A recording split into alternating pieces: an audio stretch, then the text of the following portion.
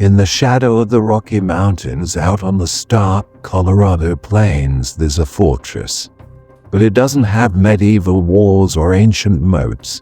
Its design is brutally modern and its purpose is chillingly simple. This place isn't just built to hold bodies, it's built to entomb minds. It's designed to make you forget the world and for the world to completely forget you. This is the United States Penitentiary Administrative Maximum Facility. You probably know it as ADX Florence, or maybe by its nickname, the Alcatraz of the Rockies. It's the most secure prison on the planet, a concrete puzzle box holding the men our society has decided are the most dangerous, the most violent, and the most incorrigible. So what really happens when you lock away the worst of the worst and just throw away the key? What's it actually like inside a place where silence is a weapon and time itself is a form of punishment? Today we're going behind the walls. We're going to expose the shocking reality for its inmates, dig into the insane technology that makes it escape-proof, and explore the crushing psychological price of living life in a box. This isn't just a tour, it's a journey into what one former warden called a clean version of hell. To understand ADX Florence, you have to understand the single bloody day that made it necessary. October 22, 1983. The place was the U.S. Penitentiary in Marion, Illinois, which at the time was the nation's most secure federal prison, the successor to Alcatraz. But on that day, the system failed twice. In two separate and shockingly brutal attacks just hours apart, two correctional officers, Merle Klutz and Robert Hoffman, were murdered by inmates from the Aryan Brotherhood. First, an inmate named Thomas Silverstein, while being escorted from the showers in handcuffs, managed to get his hands on a shank and stabbed Officer Klutz to death. Hours later, in that same cell block, inmate Clayton Fountain did the same to Officer Robert Hoffman. The Marion murders sent a massive shockwave through the Federal Bureau of Prisons. It was a terrifying confirmation of what they already feared. For a certain kind of inmate, one already serving life, there was nothing left to threaten them with. They had nothing to lose. The blame fell on a prison design that just couldn't handle a new breed of hyper-violent offender. In response, Marion was put on a permanent lockdown that would last for 23 years. Inmates were locked in their cells 23 hours a day and group activities were eliminated entirely. Marion became the grim prototype, the lab where the theory of extreme isolation was tested. It was the direct model for a new kind of prison, one built from the ground up for total control. The director of the Bureau of Prisons, Norman Carlson, argued that a new facility was essential.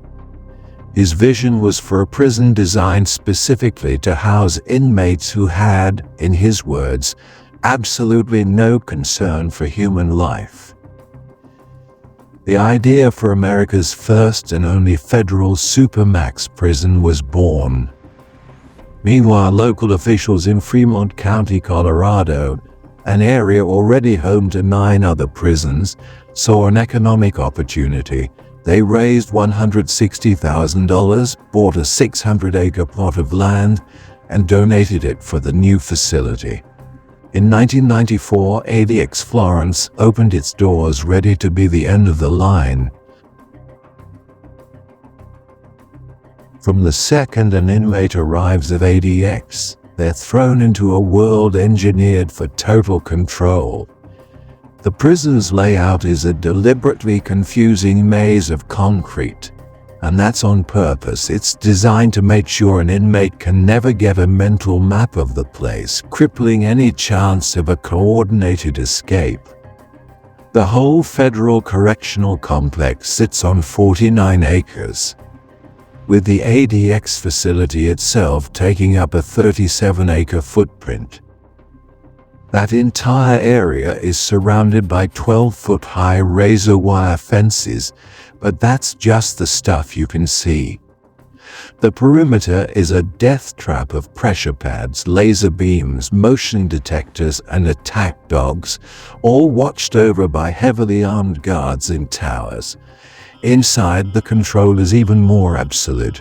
Over 400 cameras watch nearly every inch of the prison 24/7. Think about this. Movement inside is controlled by 1,400 remote-controlled steel doors. Every single one is operated by staff in a secure central control room. If a riot or escape ever did happen, a single panic button can instantly lock down the entire facility, sealing every inmate inside their own section. But the real genius and the real horror of ADX is its internal structure. It's divided into multiple distinct security levels, each one a prison within a prison. You have the general population units, which are still incredibly restrictive. And then you have the even more severe Special Housing Unit, or SHU. The H unit is for terrorists and others under Special Administrative Measures, SAMs. These are rules imposed by the Attorney General to completely cut off an inmate's communication with the outside world, to stop them from directing criminal acts from behind bars. And then there's Range 13. It's the most secure, most isolated part of the entire prison.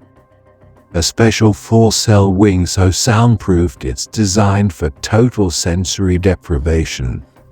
It's reserved for inmates considered a threat even by ADX standards, like the 1993 World Trade Center mastermind Ramzi Youssef.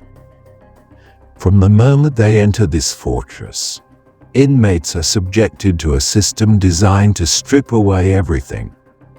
It's a system no one has ever escaped from. So what's it actually like to live in a place a former warden called not designed for humanity? For the men at ADX, every day is a crushing, monotonous copy of the last, all defined by extreme isolation. Your day begins and ends in a cell that's just 7 by 12 feet. For new arrivals, it's common to spend 22 to 23 hours a day locked inside this concrete box, a phase that can last for years. The furniture is all poured concrete so it can't be moved or weaponized. A desk, a stool, and a bed slab with a thin mattress.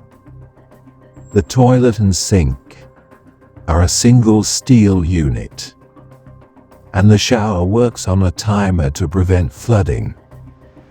Meals aren't eaten with others, they're pushed through a small slot in the solid steel door 3 times a day. There's no conversation, no interaction, the door stays locked. The only glimpse of the outside world is a single 4-inch wide window, angled to show only a patch of sky. This is intentional. It disorients the prisoner and stops them from learning the prison layout. They can't see the mountains, the fences, or other people, just the sky. For 1 hour a day, inmates get recreation, but it's not a walk in a yard. Shackled at the hands and feet, they're led to either an empty indoor cell with a pull-up bar or an outdoor concrete pit, often called an empty swimming pool. Alone in this cage, they can walk in a small circle. That's it. Human contact is almost zero. Visits with family are non-contact through thick glass or on video. Phone calls are a rare privilege. Depending on their status, inmates might be allowed up to 4 15-minute calls a month with approved family members. You can imagine the psychological toll is immense, and it's been well documented. Amnesty International has flat out called the conditions cruel, inhuman, and degrading. Prolonged isolation attacks the mind, causing everything from chronic anxiety and paranoia to full-blown psychosis. Some former inmates say their eyesight got worse because they could only focus on things a few feet away. This environment can break even inmates with no history of mental illness. Many resort to shocking acts of self-harm, mutilating their own bodies or swallowing dangerous objects, as a desperate way to feel something, anything, in the absolute void of their daily life. Tragically, several suicides have happened within the prison's walls. There are very few rehab programs. The purpose of ADX isn't to reform, it's to contain. It's a life sentence served one day at a time, in a concrete box under a sliver of empty sky. So who are the infamous men locked away inside this concrete tomb? We're about to get into that, but before we do, if you're finding this fascinating, do me a favor and hit that subscribe button. We expose the truth behind the world's most hidden places, and you won't want to miss what's next. Alright, let's meet the residents of ADX Florence. The roster at ADX Florence reads like a who's who of modern crime. You'll find terrorists, spies, drug kingpins, and violent gang leaders. These are the men who made a place like ADX necessary, and maybe the most famous resident right now is Joaquin Guzman, who you almost certainly know as El Chapo. As the head of the Sinaloa cartel, he was one of the most powerful drug traffickers in history, but it wasn't just his power that landed him in ADX, it was his legendary talent for escaping. He broke out of 2 different maximum security prisons in Mexico. The second time was pure Hollywood stuff. He slipped away through a mile-long tunnel, fully lit with a motorcycle on rails that his crew had dug directly into his cell's shower. After he was captured and sent to the US, ADX was the only place considered secure enough to hold him. From his cell, Guzman has complained about the psychological torment of his confinement. ADX also holds the men behind some of the worst terrorist attacks on US soil. Ramzi Youssef, the mastermind of the 1993 World Trade Center bombing, is serving a life sentence plus 240 years, reportedly in the ultra-secure Range 13. Dzhokhar Tsarnaev, the Boston Marathon bomber, is at ADX awaiting his death sentence. Joining them are Zacarias Moussaoui, the so-called 20th hijacker from 9/11s, and Richard Reed, the shoe bomber. The prison also contains figures from America's own grim history of domestic terrorism. Terry Nichols, an accomplice in the 1995 Oklahoma City bombing, is serving life here. Eric Rudolph, the 1996 Olympic Park bomber, also calls ADX home. For years, so did Ted Kaczynski, the Anna bomber, before his death in custody in 2023. It's also the final stop for spies like Robert Hanssen, the former FBI agent who sold US secrets to the Soviet Union for decades. He was considered one of the worst intelligence disasters in American history and died at ADX in 2023. These men are at ADX not just to serve time but to be neutralized, to cut them off from their networks and make sure they can never harm anyone again. But for all its high-tech security, ADX Florence is far from perfect. And it's definitely not without its critics. The very thing that makes it so secure, that extreme isolation, is also what makes it the center of a huge legal and ethical debate. The biggest criticism is the psychological damage of solitary confinement. Human rights groups argue it amounts to cruel and unusual punishment, and in some cases, torture. This all came to a head in 2012 with a landmark class action lawsuit, Cunningham v. Federal Bureau of Prisons. It was filed on behalf of mentally ill inmates, and the picture it painted was horrifying. It alleged that the prison was failing to treat seriously ill men, describing inmates who mutilated themselves, lived in cells smeared with feces, and were left to decompensate without care. The lawsuit argued that ADX's isolation didn't just fail to treat mental illness, it actively caused it. A settlement in 2016 forced the prison to improve mental health screening and transfer some of the sickest inmates out. And despite its reputation, ADX isn't immune to violence. In 2005, the prison had its first murder when Mexican mafia member Manuel Torres was beaten to death in the prison yard by 2 other inmates, while no guards were supervising. More recently, in September 2020, another murder occurred when inmate Ishmael Petty allegedly strangled his cellmate. Petty was already serving a life sentence for murdering a different cellmate at another prison. Then, in April 2025, the Department of Justice announced it would seek the death penalty for Petty. It's a rare move that highlights a really tough question. How do you even punish an inmate who is already serving multiple life sentences inside the country's most secure prison?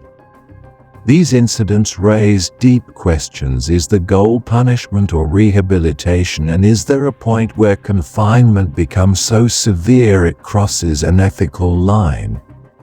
As former warden Robert Hood, a man who once ran ADX, has said, a life sentence there is far much worse than death. When you look at it, ADX Florence is really the logical extreme of the American prison system. It is a monument to absolute control, a high-tech marvel built to contain the people no one else can. For the government, it's a necessary tool to protect society from individuals who have proven they can't live by its rules. And it works. No one has ever escaped, and the influence of these dangerous men has been cut off. But that success comes at a massive cost. The reality for inmates is a life of near total sensory deprivation, what some have called a slow social death that just chips away at the mind. The constant lawsuits and controversies force all of us to ask some really uncomfortable questions. Where is the line between punishment and torture, and what does it say about a society that creates a place specifically designed to break the human spirit? ADX Florence is more than a prison. It's an experiment in the limits of security and the depths of isolation. It is a concrete and steel answer to the question of what we do with our worst nightmares. But whether it's a just answer or simply a clean version of hell remains a question that haunts the empty plains of Colorado. If you found this journey inside the world's most secure prison compelling, hit that like button and subscribe for more deep dives into the places you're not supposed to see. And stick around for our next video, where we're exploring the original Supermax Alcatraz and the legendary attempts to conquer the Rock. Thanks for watching.